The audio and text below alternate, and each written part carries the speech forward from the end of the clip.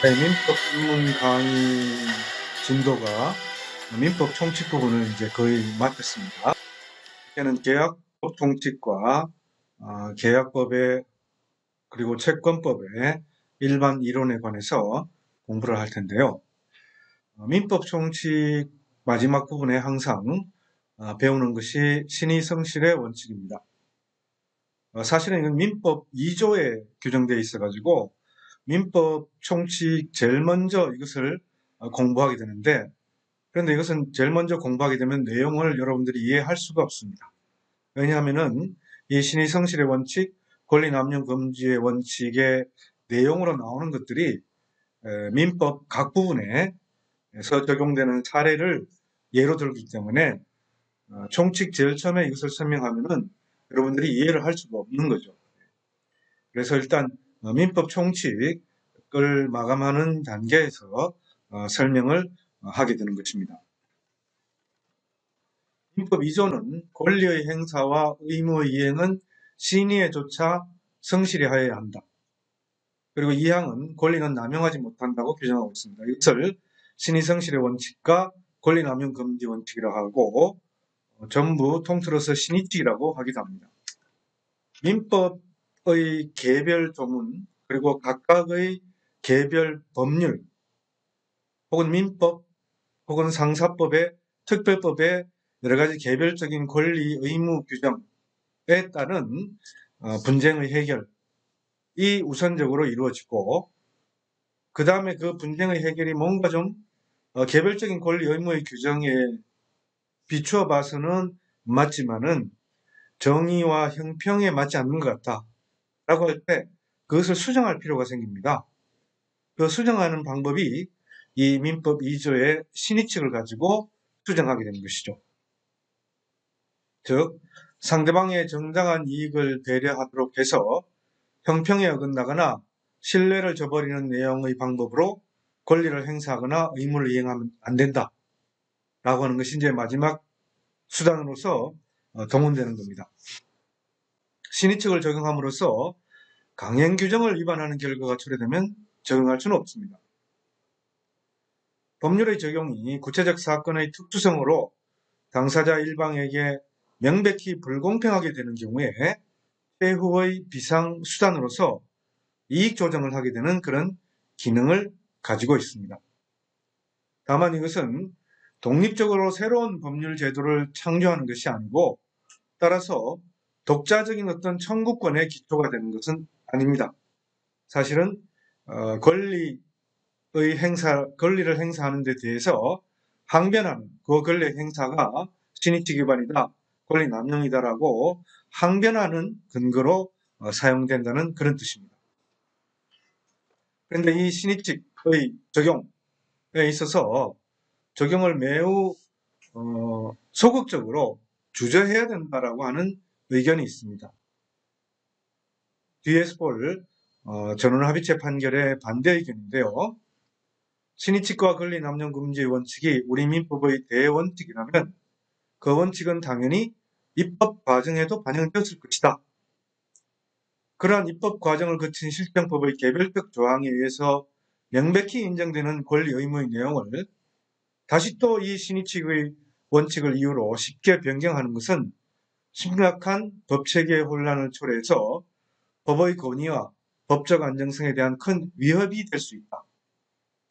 따라서 신의칙의 직접 적용에 의해서 실정법의 운용을 사실상 수정하는 기능은 그 목적이 성문법의 무차별적이고 기계적인 적용에 의해서 발생하는 불합리한 결과를 방지하기 위한 것이라 해도 형평의 원칙상 신의칙의 적용이 불가피하고 법의 정신이나 입법자의 결단과 모순되지 않는 범위 안에서만 적용되어야 한다라고 의견을 밝히고 있습니다. 이게 굉장히 중요한 겁니다. 자, 그럼 이런 신의성실의 원칙과 권리남용금지의 원칙은 어떤 식으로 적용되느냐 하면은 세 가지 형태로 적용됩니다. 첫째는 계약상 부수 의무의 성립, 둘째는 계약상 의무의 수정, 셋째는 부당한 권리 행사에 대한 항변, 세 가지 형태로 적용이 됩니다. 우선 계약상 부수 의무의 성립이라는 것은 계약을 체결해서 계약의 의무를 이행해 나가는 도중에 배려 의무, 보고 의무, 고지 의무 이런 것을 성립시킬 수가 있습니다. 이것이 계약상 부수 의무라는 겁니다. 실제 계약의 내용은 이런 배려, 보고, 고지 의무가 그 계약서 내용에 들어가 있지 않습니다.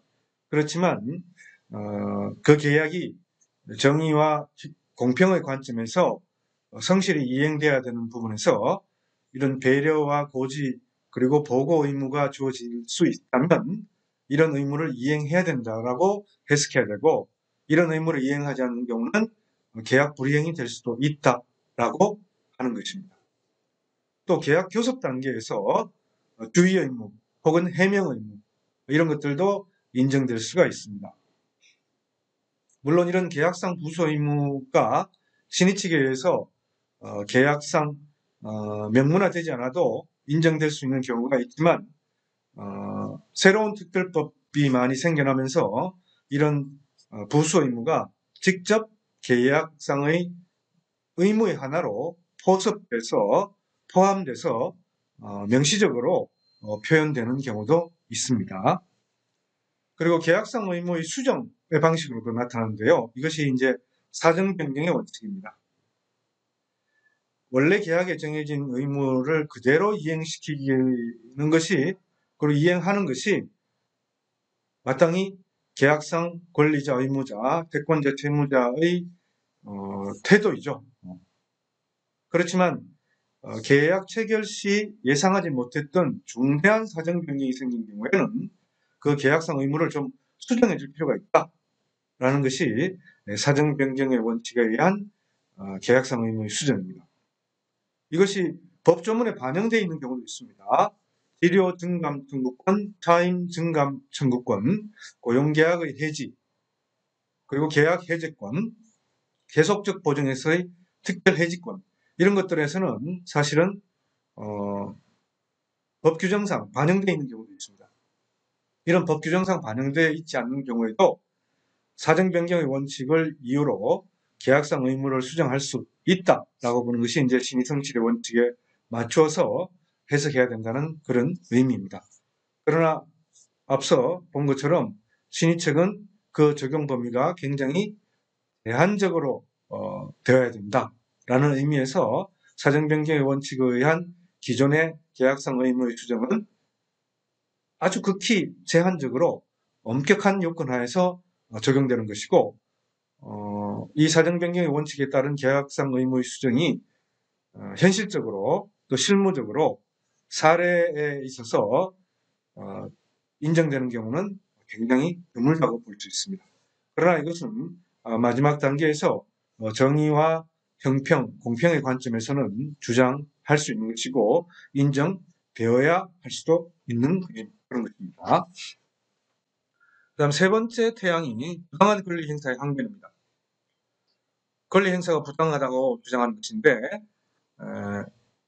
그것은 세 가지 형태로 또 나타납니다. 모순행위 금지의 원칙, 그리고 실효의 원칙, 그리고 권리남용 금지의 원칙입니다. 자, 모순행위 금지의 원칙은 금반은 원칙이라고 합니다. 금반은이라는 것은 자기가 이전에 했던 말, 했던 약속을 뒤집는 것, 뒤집어서 다른 주장을 하는 것, 반언을 금한다는 그런 뜻이죠. 모순행위를 금한다는 것, 이전에 행위했던 행동과는 다른 모순되는 행위를 금지한다. 모순되는 행위 주장을 하는 경우에는 그것을 인정하지 않겠다라는 그런 뜻입니다. 그것이 설사 개별법상의 자기의 권리라 하더라도 인정하지 않겠다는 그런 뜻입니다.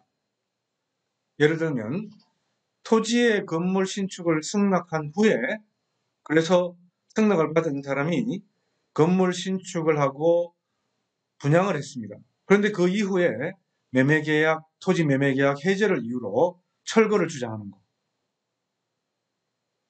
저당 건물의 담보가치를 조사할 때 임차인이 나 임차권이 없다. 왜냐하면 담보가치를 확대시키기 위해서, 그죠? 임차권이 들어가게 되면 담보가치가 줄어들게 되니까 부인했습니다. 그런데 나중에 경매 절차에서 임차인이 임대차의 존재와 그에 따른 최우선 변제권을 주장하는 것, 인정되지 않는다는 겁니다. 해고에 대해서 이의를 유보하지 않고 퇴직금을 수령해 간 다음에 상당한 기간이 경과한 후에 해고 무효 확인 청구를 하는 것. 상가 업종 제한에 동의한 수분양자로부터 그 상가를 승계한 사람이 업종 제한을 위반한 경우, 이것은 이미 업종 제한에 동의한 전 소유자로부터 그 업종 제한 동의와 관련된 권리 의무를 다 같이 승계했다고 보는 것이죠. 그래서 다시 업종 제한을 위반해서 업종 제한 동의한 적이 없다라고 주장하는 것은 안 된다는 그런 뜻입니다. 이것이 모순행위 금지 금반원의 원칙입니다. 다만 강행법규를 위반해서 무효임을 알면서 행위한 자가 나중에 강행법규 위반이기 때문에 무효다라고 주장하는 것도 사실은 모순행위 금지 원칙이 적용돼서 인정이 되지 않을 수 있지만 사실은 강행법규 위반이기 때문에 무효라고 해야만 되는 경우 있죠. 이런 경우는 예외적으로 모순행위가 되지만은 인정될 수도 있습니다. 왜냐하면 강행법규를 지키는 것이 더 중요하기 때문에. 그래서 그 사례로는 피상속인에 대해서 상속 포기를 약정한 상속인이 나중에 상속이 개시된 후에, 즉 피상속인이 사망한 후에 상속 포기를 하지 않고 상속 포기 절차를 거치지 않고 상속권을 주장했습니다. 자, 상속 포기라는 것은 피상속인이 사망하기 전에 생전에 상속 포기하는 것은 성립될 수가 없습니다. 피상속인의 생전에 생존 시에 상속을 포기하는 것은 무효입니다. 강행법규에 위반되는 것이죠. 그런데 나 상속 포기하겠다 라고 공공연하게 떠들고 난 다음에 실제로 상속이 개시된 다음에는 상속 포기 절차를 안 밟았어요. 그리고 상속권을 주장하기 시작했습니다. 이런 경우 피보험자의 서면 동의 없는 생명보험계약의 보험자가 보험료도 수령하고 또 뭐 일부 입원 보험금도 지급했습니다. 근데 나중에 피보험자의 서면 동의 없다라고 해서 생명보험계약의 무효를 주장하는 거. 이거 생명보험계약은 피보험자, 즉 보험의 목적인 그 사람의 생명 신체의 사고를 보험사고로 하는 것이죠. 그러면 그 대상이 된 사람의 생명 신체와 관련되기 때문에 그 사람이 동의를 얻게 됩니다. 근데 동의 없이 생명보험계약이 이루어졌습니다. 그리고 보험료도 받았습니다. 보험회사가. 그리고 입원 보험금도 또 지급했습니다. 근데 나중에 동의 없는 생명보험계약이라고 해서 무효를 주장하는 것. 이거 인정이 될 수 있다는 겁니다. 강행법규에 위반한 경우에는 나중에 그걸 알면서도 그렇게 위반하는 행위를 했다가 나중에 자기에게 불리하게 되니까 강행법규 위반으로서 무효다라고 주장하는 것. 이것은 예외적으로 모순행위 금지 금반원의 원칙의 적용을 받지 않을 수도 있다는 그런 뜻입니다. 그 다음 두 번째 적용되는 것이 부당한 권리 행사의 항변으로서 권리 실효의 원칙입니다. 이것은 장기간 권리를 행사하지 않고 있었고 또 권리 불행사에 대한 정당한 기대가 생긴 경우에 그 기대권을 보호해주자는 그런 뜻입니다. 일단 포기할 수 없는 권리는 실효되지 않습니다. 포기할 수 없는 권리를 행사하지 않겠다라고 얘기하고 그래서 상대방이 그것을 믿었다 한들 그것은 인정되지 않는다는 것입니다. 아까 뭐 상속 포기도 마찬가지지만 인지청구권이라는 것입니다. 인지청구권은 뭐죠? 혼외자가 친부에 대해서 내가 당신의 친생자임을 인정해달라는 청구죠. 그 인지청구라 그러죠. 예. 근데 이게 뭐 인지청구가 되면은 친생자가 되고 또 상속권이 생기고 하니까 나중에 복잡한 문제가 발생하니까 대개의 경우에 생전에 혼외자에게 양육비와 뭐 생활비 여러 가지 지원을 하면서 나중에 인지청구권, 즉 친생자로 주장하지 않겠다라는 것을 포기하게 합니다. 그리고 본인도 혼외자도 그렇게 하겠다라고 약속하고 서면까지 써주는 경우도 있습니다. 주로 재벌들의 혼외자의 경우에 많이 발생되는 일인데요. 근데 인지청구권은 포기할 수 없는 겁니다. 내가 당신의 친생자가 아니라는 걸 이걸 포기할 수 있는 그런 포기의 대상이 되는 권리가 아니라는 거죠. 그래서 나중에 이제 인지청구권 포기하겠다 해놓고서 나중에 상속권을 주장하고 상속재산 분할 분쟁을 벌이는 경우에 상대방이 너 포기하지 않았느냐, 친생자 주장하는 걸 포기하지 않았느냐라고 주장하는 건 안 된다는 겁니다. 포기할 수 없는 권리는 실효되지 않는다는 겁니다. 송전선이 지나는 토지를 매수했습니다. 매수하고서 장기간 경과했습니다. 그리고 그 다음에 송전선 철거 청구를 했습니다.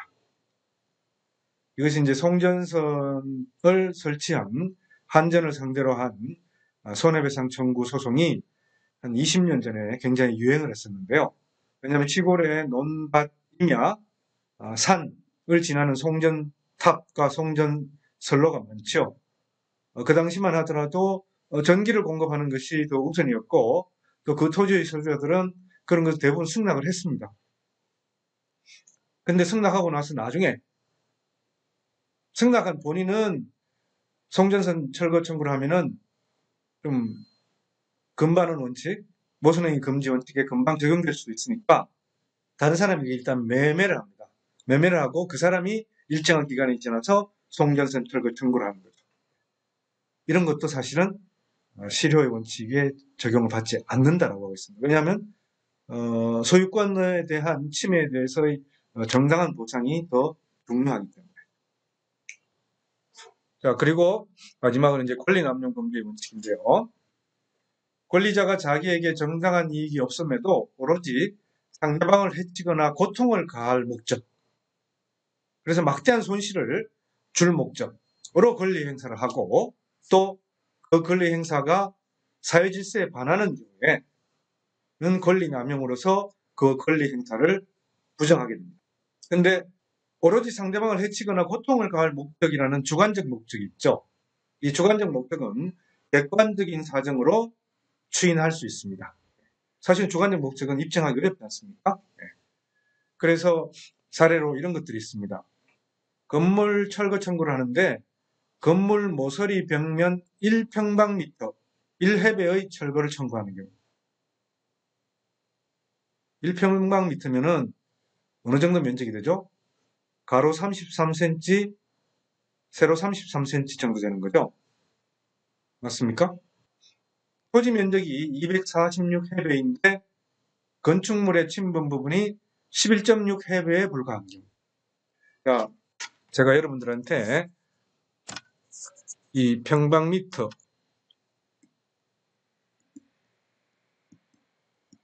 미터를 해배라고 지금 부르고 있습니다. 사실 이거 일본 용어입니다.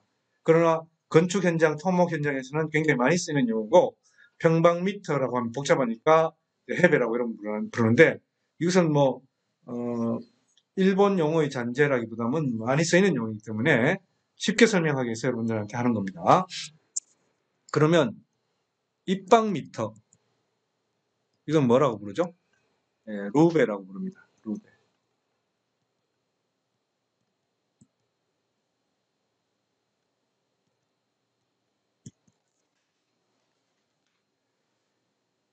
병원 확장 공사 시 대로변에 접한 토지 경계를 0.3평방미터 침범한 경우.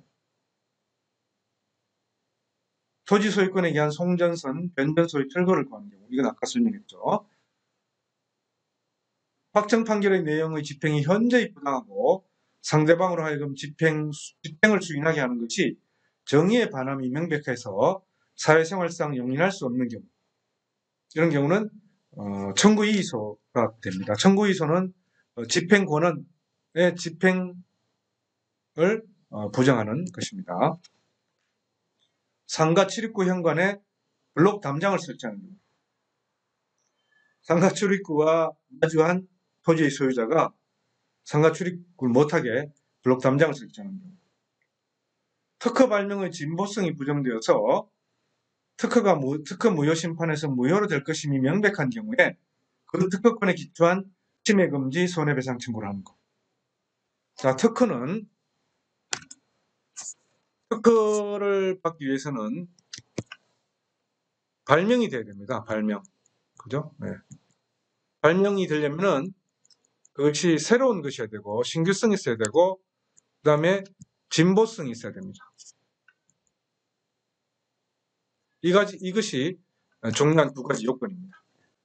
외국 거주하는 주택 소유자의 딸이 고령과 지병으로 생활 능력이 없는 아버지에게 그 자기 소유하는 아파트에 머무르고 있는데 아버지 보고 나가라고 퇴거 청구하는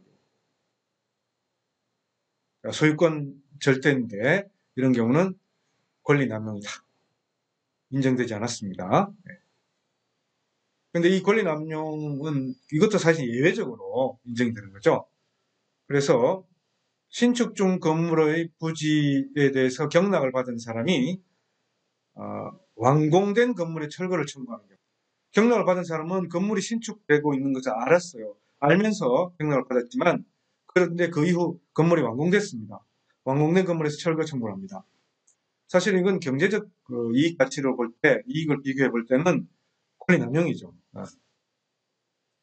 그런데 건축주가 어떻게 했냐면은 경락 사실을 알고도 신축을 강행했습니다. 그리고 피해 회복에 대하여 성의를 보이지도 않고 노력을 하지도 않았습니다. 그리고 경락인에게 부당한 이익이라는 부당한 목적이라는 것이 없다라고 하는 경우는 이건 권리남용이 아니라는 겁니다. 소유권 취득 전부터 자연 구거 및 인근 주민의 통행로로 사용되어 있다 해도 토지 소유자가 철거 청구가 가능한 겁니다. 구거라는 게 뭐죠? 구거라는 것은 흔히 말하는 우리가 또랑, 개울 이런 걸 말합니다. 자연 상태의 도랑, 개울인 그것도 소유권 취득의 대상이 되죠. 그래서 거기에 상수도가 설치되어 있고 인근 주민의 통행료로 사용되어 왔다 해도 토지 소유자가 철거 청구를 할 수 있다는 겁니다. 그러니까 이상이 신의성실의 원칙과 권리남용 금지의 원칙에 대한 설명입니다. 그 다음 부분은 판례 부분인데요. 판례 부분은 직접 설명을 하지 않고 여러분들이 읽어보는 걸로 하겠습니다. 그리고 아까 신의성실의 원칙이 극히 제한적으로 적용이 돼야 된다라고 설명한 부분도 이 판례 중에 나와 있습니다. 두 번째 판례를 읽어보면 사정 변경으로 인한 계약 해제는 계약 성립 당시 당사자가 예견할 수 없었던 현저한 사정의 변경이 발생했고 그러한 사정의 변경이 해제권을 취득하는 당사자에게 책임없는 사유가 계약 내용대로의 구속력을 인정한다면 신의 측에 현저히 반하는 결과가 생기는 경우에 계약 준수 원칙의 예외로서 인정되는 것이고 이때 사정 변경에서의 사정이라는 것은 계약의 기초가 되었던 객관적인 사정으로서 일방 당사자의 주관적 또는 개인적 사정을 의미하는 것이 아니다. 그리고 계약 성립의 기초가 되지 않은 사정이 그 후 변경되어서 일방 당사자에게 계약 당시 의도한 계약 목적을 달성할 수 없게 됨으로써 손해를 입게 되었다 하더라도 그 계약 내용의 효력을 그대로 유지하는 것이 신의 측에 반한다고 볼 수도 없다. 이것이 원칙입니다. 원칙. 자, 그 다음 판례는 아까 반대 의견에서 나왔던 설명인데요. 사실은 이것은 굉장히 의미 있는 판결인데 전원합의치 판결이죠. 휴업급여 부지급 처분 취소입니다. 휴업급여를 지급받으려면은 이제 업무상 장애가 생겨서 그 장애에 대한 요양 승인이 나야 되죠. 요양 승인. 예. 근로자가 입은 부상이나 질병이 업무상 재해에 해당돼야 됩니다. 예. 그런데 요양 불승인 처분이 났습니다. 업무상 재해가 아니라는 거죠. 그럼 휴업급여도 못 받는 거죠. 그래서 이 요양 불승인 처분에 대해서 먼저 다투었습니다. 근데 요양 불승인 처분을 다투어서 대법원까지 가는데 시간이 5년 정도 걸렸습니다. 그리고 최종 승소했습니다. 그래서 다시 업무상 재해로 요양 불승인 처분 취소 소송에서 승소했으니까 휴업급여를 신청했습니다.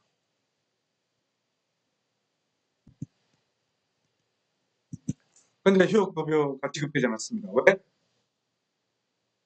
5년이 지났다. 국가에 대한 청구는 시효가 5년이라고 그랬죠. 네, 국가에 대한 청구는 시효가 5년입니다. 자, 이 경우에 시효에 대해서 설명하는 경우도 있습니다. 그죠? 네. 근로자가 요양불승인이라는 취소소송의 판결 확정 시까지 근로복지공단에 휴업급여를 청구하지 않았던 것은 이것을 행사할 수 없는 사실상의 장애 사유가 있었기 때문이다. 뭐죠? 업무상 재해로 인정하지 않았던 사정이 있고 그것을 다투고 있었기 때문이다. 그래서 근로복지공단의 소멸시효 항변은 신의성실의 원칙에 반하여 허용될 수 없다는 그런 부분입니다. 소멸시효 부분에서 설명을 했습니다. 자, 이상이 민법 총칙의 제일 마지막 부분에 항상 설명되는 신의성실의 원칙입니다. 아까도 설명했지만 사실은 이건 민법 제2조에 가장 제일 앞에 있습니다. 그러나 이것을 민법 처음 공부하면서 막바로 설명하면 제대로 이해가 되겠습니까? 민법 강론, 각칙, 물권법, 채권법, 친족법, 상속법, 그리고 상법, 그리고 민법, 가상법, 여러 가지 특별법의 내용을 모조리 다 알고 난 다음에 이것이 최종적으로 그런 개별법에서의 권리 의무의 행사에 대한 마지막 구제수단으로서 작용하는 것인데 이것을 제일 처음에 설명한다는 것은 이해하기 불가능한 거죠. 그래서 이전에 수업 시간에서 저는 제일 마지막에 설명을 했고 제가 교재를 만들 때도 이번에 강의 시간에서는 사례형 교재가 아니고 이론형 교재를 만들 때도 제일 마지막 부분에 이것을 집어넣어서 설명을 해왔습니다. 이상으로 신의성실 원칙 설명을 마치겠습니다.